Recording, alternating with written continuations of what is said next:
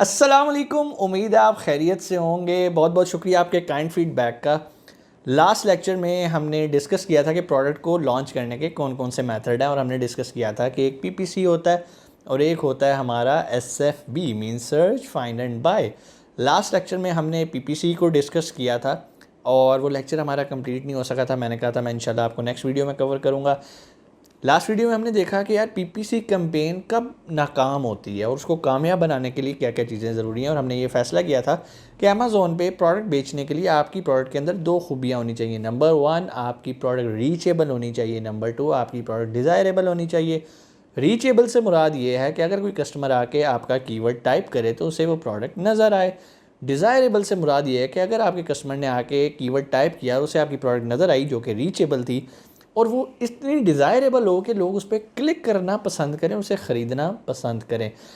Online business के अंदर कोई भी चीज़ फ़िज़िकली चेक नहीं की जाती, तो आपकी जो प्रेजेंटेशन है, आपकी लिस्ट जो है वो बहुत ज़बरदस्त होनी चाहिए। आपका टाइटल पूरी प्रॉब्लम का सलूशन होना चाहिए। जो कस्टमर सोच रहा है कि यार मैं इस चीज़ के लिए प्रोडक्ट बाय कर रहा हूँ, तो आपने उसकी साइकी के साथ प्ले करना है। आपके इमेजेस इतने ज़बरदस्त और प्रोफेशनल होने चाहिए कि उसमें आपकी प्रोडक्ट के डायमेंशंस भी उसे नज़र आ रहे हों, प्रोडक्ट खुली हुई उसके फंक्शंस भी नज़र आ रहे हों, एप्लीकेशन भी नज़र आ रही हो। हर तरह से आपने कस्टमर को घेर लेना है कि वो मजबूर हो जाए कि यार मैं इसे ऐड टू कार्ट करूं, बाय करूं, और गुड हो गया, मैंने तो कमाल चीज़ बाय कर ली। ठीक है। सो आज हमने ये देखना है कि भाई हमारी लिस्ट तो भाई डिज़ायरेबल बन गई है। अब हम आ रहे हैं पीपीसी कैंपेन लगाने की तरफ। कैंपेन कैसे लगाई जाती है, यहाँ पर आपने दोबारा अमेज़ॉन सेलर सेंट्रल पे आ गए। पूरा आपके सामने इंटरफेस खुला है। साइड पे 3 बार्स मेन्यू बार की जो हैं उस पे जाएंगे। वहाँ पे जाके एडवर्टाइजिंग में आके आपने कैंपेन मैनेजर पे क्लिक कर देना है। जैसे ही आप करेंगे एक नई विंडो आपके सामने ओपन हो जाएगी। बहुत आसान है कैंपेन लगाना, कोई मसला नहीं है। वो डाटा पूछता जा रहा है, आप डाटा देते जा रहे हो।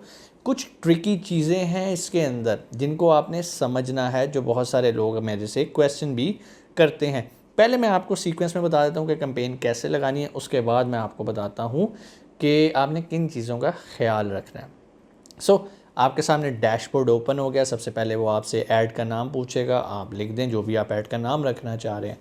ऐड का नाम रखने के बाद उसके बाद वो आपसे मज़ीद डिटेल्स पूछेगा कि भाई आप कितना बजट लगाना चाह रहे हो। आपने उसे बजट बता दिया। वहाँ पर वो एक वर्ड आपसे पूछेगा बिड का। बिड से मुराद ये है कि आपने अमेज़ॉन को कितने पैसे पे करने हैं जब कोई कस्टमर आपके ऐड पे क्लिक करे।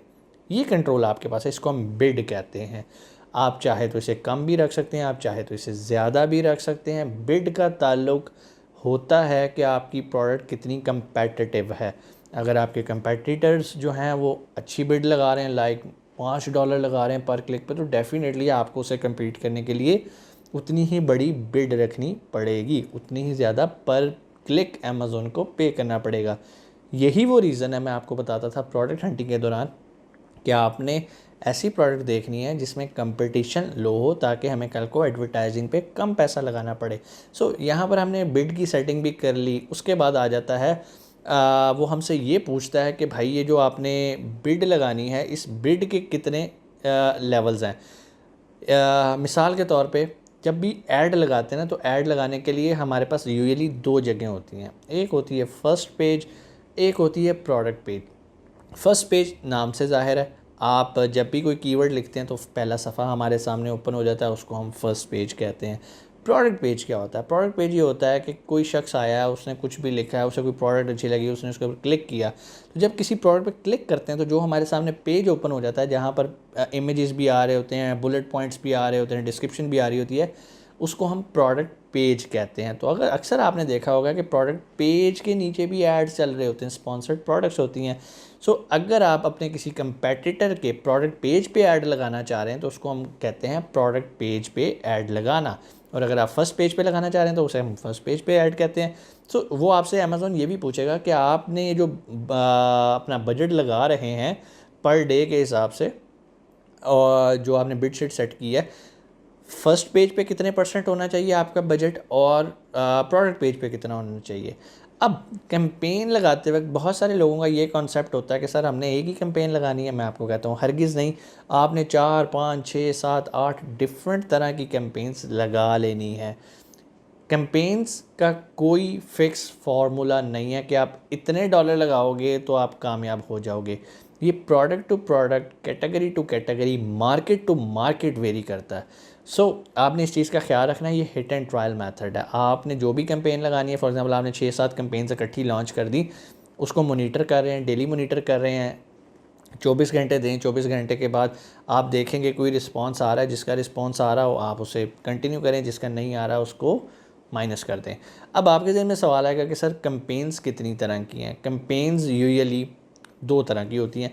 आगे फर्दर उनकी भी जो है वो कैटेगरीज़ हैं। नंबर 1 ऑटो कैंपेन्स होती हैं, नंबर 2 मैनुअल कैंपेन्स होती हैं।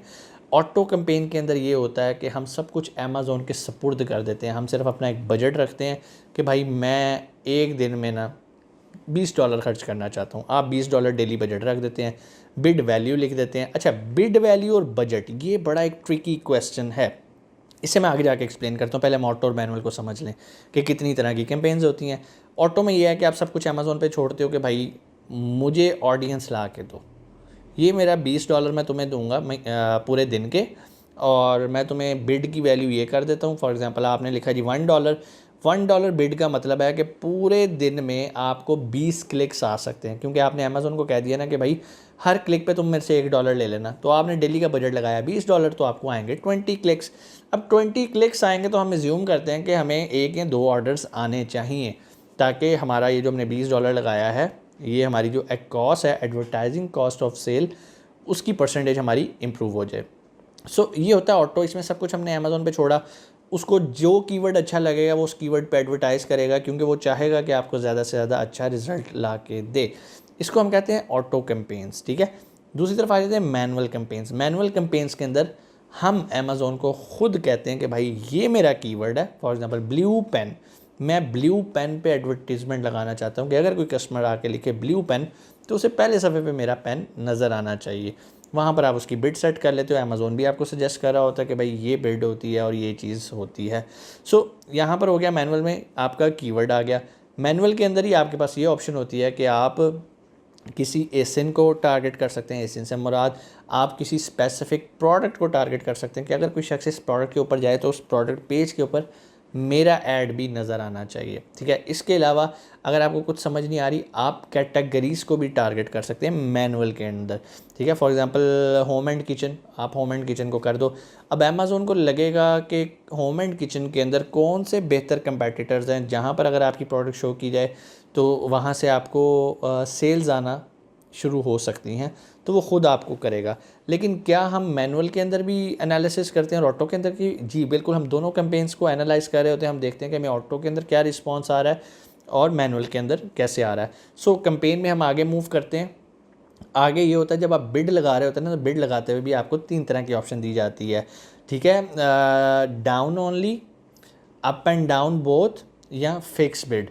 फिक्स बिड से मुराद है कि भाई $1 मैंने कह दिया ना, मैं $1 से ज़्यादा और कम नहीं दूंगा अमेज़ॉन को जब भी कोई क्लिक होगा।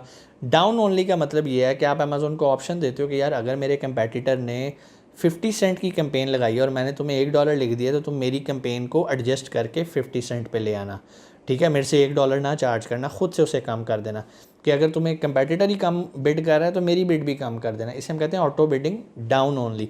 वो डाउन कर देगा। अगर अप एंड डाउन, और एक ऑप्शन आपको देता है डाउन भी और अप भी, उसमें हम अमेज़ॉन को अलाउ करते हैं कि भाई मेरी बिड है $1, लेकिन अगर मेरा कंपेटिटर कहे ना कि $1.5, तो मेरी भी बिड उठा के 1.5 कर देना। अब बिड ज़्यादा होने का नुकसान क्या होगा? आपने लगाया $20 बजट, अब जब बिड की वैल्यू बढ़ गई तो आपके नंबर ऑफ़ क्लिक्स कम हो जाएंगे। जितने नंबर ऑफ़ क्लिक्स आप एक दिन में करवाना चाहते हैं उसके मुताबिक आपने बजट रखना है।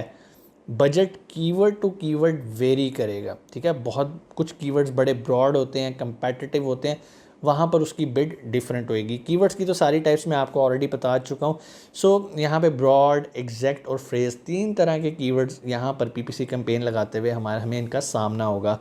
एग्जैक्ट कीवर्ड का बिड रेट आपको कुछ और सजेस्ट कर रहा होगा, अमेज़ोन आपको खुद सजेस्ट करता है, आप उसकी सजेशन लो, सजेशन में थोड़े से सेंट्स ऐड कर लो और अप एंड डाउन करके छोड़ दो ज़रा अमेज़ोन पे, देखो 2 दिन बाद क्या होता है, तो आपको पता चल जाएगा यार this is the right bid और मुझे इस बिड के मुताबिक अपना डेली बजट सेट करना है। बहुत सारे लोग कहते हैं सर हमने तो $20 बिड लगा दी और सारा दिन में तो कोई चक्कर ही कोई नहीं, हमें कोई ऐड ही नहीं कोई क्लिक ही नहीं आ रहे। तो उसकी वजह ये होती है कि हम एनालाइज नहीं कर पा रहे होते। हमने $20 तुक्के से लगा दी और अपनी बिड का रेट ऐसा सेट कर लिया जो कि हम फ़ौरन आउट ऑफ बजट हो रहे हैं और हमें कोई रिस्पांस पीपीसी का नहीं आ रहा। सो आपने इस चीज़ को मॉनिटर करना है, कोई रिस्पांस नहीं आ रहा, डेली बजट इंक्रीज़ करें, बिड की वैल्यू देखें, आपने कोई अनरियलिस्टिक तो नहीं लिख दी वहाँ पर, बहुत ही कम तो नहीं लिख दी जिसकी वजह से आपका ऐड ही नहीं शो हो रहा और आपको रिजल्ट्स नहीं आ रहे। सो ये सारे काम करने के बाद नीचे आ जाता है जी सेव एंड फिनिश। आपने सबसे पहले वो एसिन भी सिलेक्ट कर लेना है वहाँ पर जिस एसिन पे आप पीपीसी कैंपेन चलाना चाह रहे हैं, और अगर आप मैनुअल में काम कर रहे हैं तो आप वहाँ पर उसे कीवर्ड्स दे सकते हैं। इसके अलावा एक बड़ी इंपॉर्टेंट चीज़ पीपीसी कैंपेन के अंदर होती है जो कि मैं समझता हूँ एक बैकबोन है, बहुत सारे लोग उसे इग्नोर करते हैं, वो होता है नेगेटिव टारगेटिंग। नेगेटिव टारगेटिंग क्या होती है? नेगेटिव टारगेटिंग के अंदर नेगेटिव कीवर्ड्स आ जाते हैं, नेगेटिव प्रोडक्ट्स आ जाती हैं। ये नेगेटिव प्रोडक्ट्स होती क्या हैं? फॉर एग्जांपल आप बेच रहे हैं स्पून, तो आप अमेज़ॉन को कहते हैं कि भाई ये मेरा एक कीवर्ड है, अगर कोई शख्स ये कीवर्ड टाइप करे तो उसे मेरा ऐड नहीं दिखाना, क्योंकि आपको यकीन होता है कि इस कीवर्ड पे मुझे सेल नहीं आनी। तो नेगेटिव कीवर्ड के अंदर आपने वो कीवर्ड ऐड कर देना। उसका फ़ायदा ये होता है कि आपके क्लिक्स ज़ाया नहीं होते। क्यों? अगर आपने किसी ऐसी जगह पर अपनी प्रोडक्ट को एडवर्टाइज़ कर दिया जो कस्टमर ख़रीदने की ज़हनीत से नहीं आ रहा, तो कोई उस पर नहीं करेगा। फॉर एग्ज़ाम्पल ग्लास है, अगर कोई शख्स ग्लास ख़रीदने आ रहा है, वहाँ पर आप स्पून बेच रहे हैं और स्पून भी लगा हुआ है, तो एक शख्स टाइप करके आ रहा है जी ग्लास, ठीक है, वो तो ग्लास को सर्च करेगा, वहाँ पर आपका स्पून भी उसे नज़र आ जाएगा, तो कोई फ़ायदा नहीं है, ठीक है, क्योंकि वो स्पून ख़रीदने नहीं आया। तो स्पून वहाँ पर एक नेगेटिव कीवर्ड कंसिडर होएगा और वो आप नेगेटिव कीवर्ड में लिख देंगे। इसी तरह किसी ऐसे एसिन पे जहाँ पर आप अपनी एडवर्टीज़मेंट नहीं चाहते, आप वहाँ पर भी नेगेटिव एसिन टाइप कर सकते हैं, कॉपी पेस्ट कर सकते हैं। इसी तरह किसी कैटेगरी को अवॉइड करना चाहते हैं तो वहाँ पर भी आप, यूजुअली कैटेगरी में नेगेटिव होता नहीं क्योंकि वो तो आपने खुद सेलेक्ट करनी होती है, आप सेलेक्ट ही ना करें। अगर आप ऑटो में हैं तो आप वहाँ पर जाके नेगेटिव टारगेटिंग में एसिन्स को नेगेटिव टारगेट कर सकते हैं, आप कीवर्ड्स को नेगेटिव टारगेट कर सकते हैं। उसके बाद आप सेव करेंगे, आपकी कैंपेन स्टार्ट हो जाएगी। मेन डैशबोर्ड पे आएंगे तो वहाँ पर आपकी कैंपेन के सारे स्टैट्स शो हो रहे होंगे। एड सेट में जाएंगे तो वहाँ पर आपको लेफ्ट साइड पे बहुत सारी ऑप्शंस मिल रही होंगी, नेगेटिव टारगेटिंग, सर्च टर्म्स। जो सर्च टर्म है ना, ये बड़ा इंपॉर्टेंट पार्ट है। आप उस पर क्लिक करेंगे तो साइड पे लिखा आ रहा होगा download.csv, आप उस फाइल को डाउनलोड कर लें और एक्सेल में ओपन करें।